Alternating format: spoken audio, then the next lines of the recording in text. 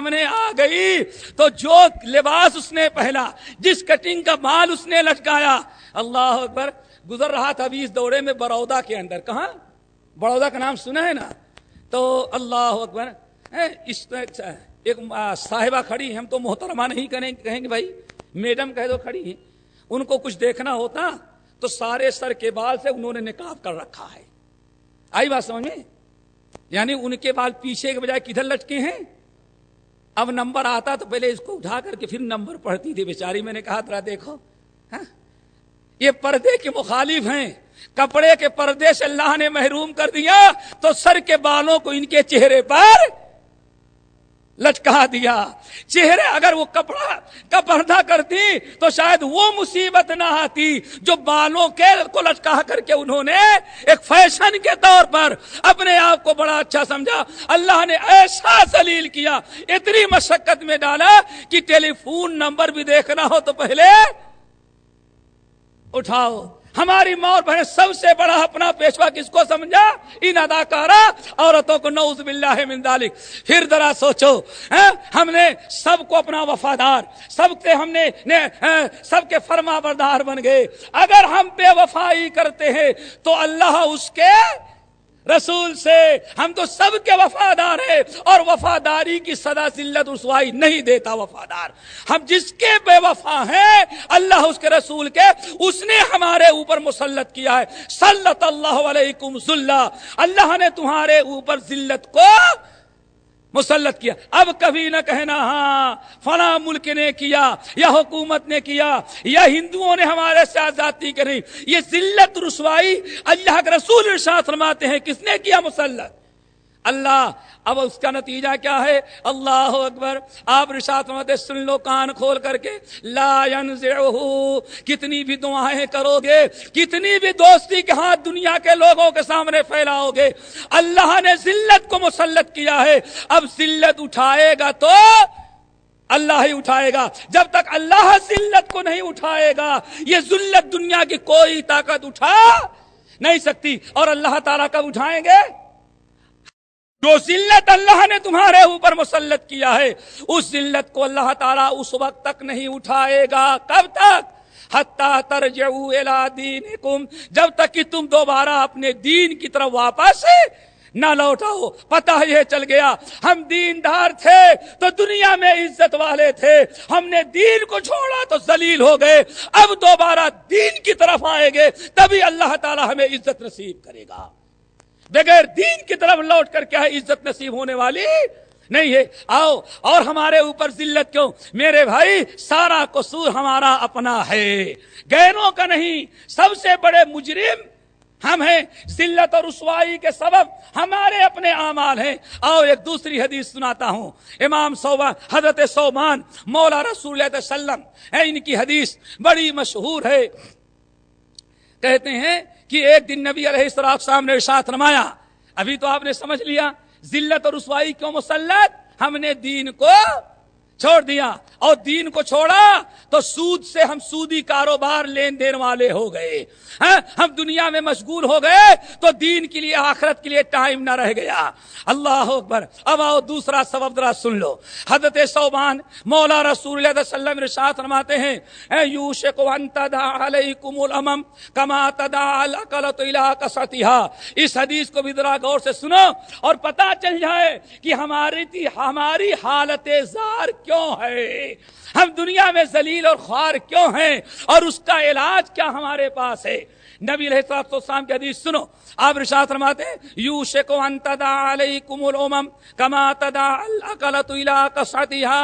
اے لوگو، ایک زمانہ وہ آئے گا، قریب ہے، انتظار کرو کہ یوشک ان تداعی علیکم الامم، دنیا کی ساری قومیں، یہودی ہوں، عیسائی ہوں، مشرک ہوں، بت پرست ہوں، آگ کی پوجا کرنے والے ہوں یا چاند کی، سمندر کی پوجا کرنے والے ہوں یا کنکر اور پتھر کی، یہ جتنی قومیں دنیا کے اندر ہیں، ایک وقت ایسا آئے گا کہ ساری قومیں تمہارے اوپر ٹوٹ پڑیں گی.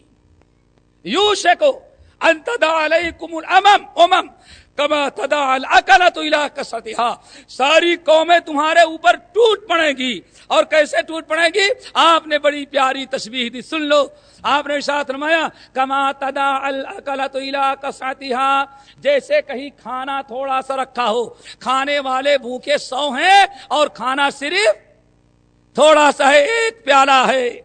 आप फरमाते हैं वो सैकड़ों भूखे, 50 जो भूखे हैं बेचैन है, बेताब है भूख की वजह से, एक जगह खाना देखा थोड़ा सा है तो सारे लोग उस खाने की तरफ टूट पड़ते हैं। इस भी धक्का दिया, वो भी धक्का दिया, हर एक चाहता है कि वो खाना मैं ले लूं। आपने फरमाया जैसे भूखे प्याले की तरफ टूट पड़ते हैं, ऐसे ही सारी दुनिया की कौमें तुम्हारे ऊपर टूट पड़ेगी।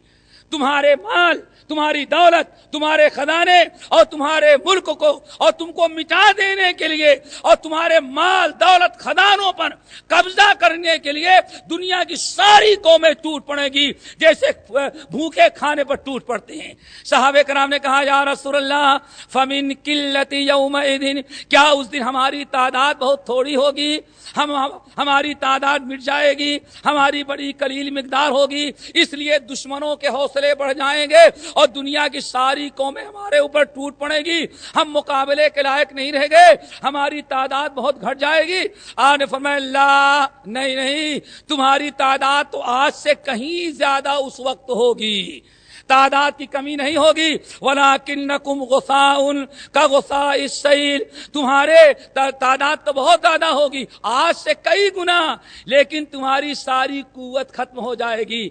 और तुम्हारी मिसाल कैसी होगी कमजोरी की?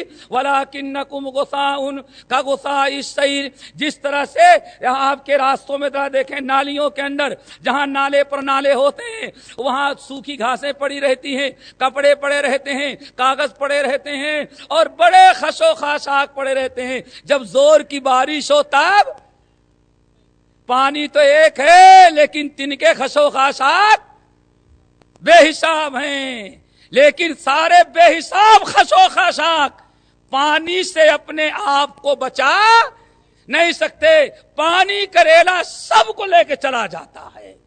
आपने फरमाया तुम्हारी तादाद तो बहुत होगी, लेकिन दुश्मनों के रेले के, दुश्मनों का जब हमला तुम्हारे ऊपर होगा, दुनिया की सारी कौमें जो तुम्हारे ऊपर टूट पड़ेगी, तो तुम्हारी और दुश्मनों की मिसाल वही होगी जैसे बारिश के मौसम में जोरदार बारिश होती है, पानी बहता है तो सारे खसो खाशाक को बहा ले जाता है, यानी दुश्मनों का रेला पानी के मानिंद होगा। और तुम्हारी मिसाल कैसी होगी? खसो खाशाक के मानिंद। अल्लाह अकबर।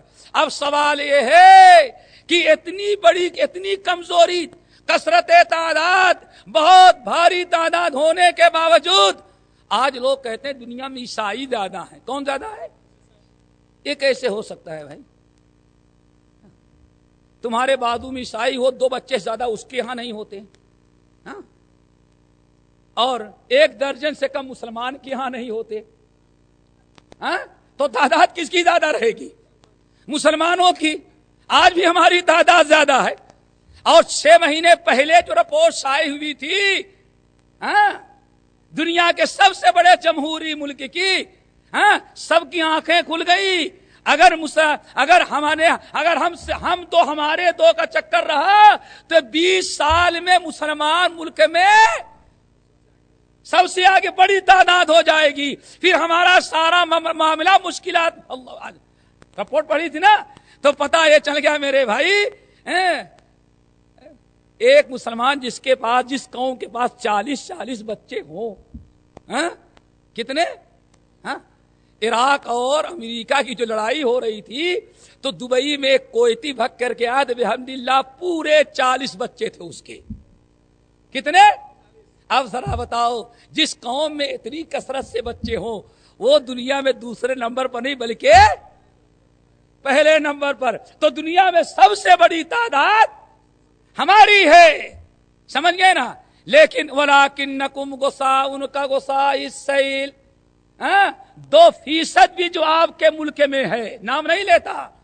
दुनिया कहा जाता है हिंदुस्तान के अंदर सबसे बड़ी अकलियत कौन है? حالانکہ اقلیت نہیں، ہماری سب سے بڑی اکثریت ہے، لیکن اس کے باوجود وَلَٰكِنَّكُمْ غُثَاءٌ كَغُثَاءِ السَّيْلِ، تمہاری طاقت کیا ہے؟ جیسے بارش کے موقع پر نالیوں میں خشو خاشاک کوڑے کرکٹ کو پانی بہا لے جاتا ہے، وہی طاقت، وہی کمزوری اور وہی مثال تمہاری ہو گئی ہے۔ یہاں تک کہ خود اپنے شہر کو لے لو، آج سے چند سال نہیں، مشکل سے سال بھر پہلے کی بات ہے، 2% جو ہندوستان میں اقلیت ہے وہ بھی آپ کو دبا کے رکھنا چاہتی ہے۔ کتنی تعداد ہے اس کی؟ صرف 2% بھی مشکل سے ہے، لیکن اس کے باوجود وہ بھی ہمارے لیے شیر بنی ہوئی ہے۔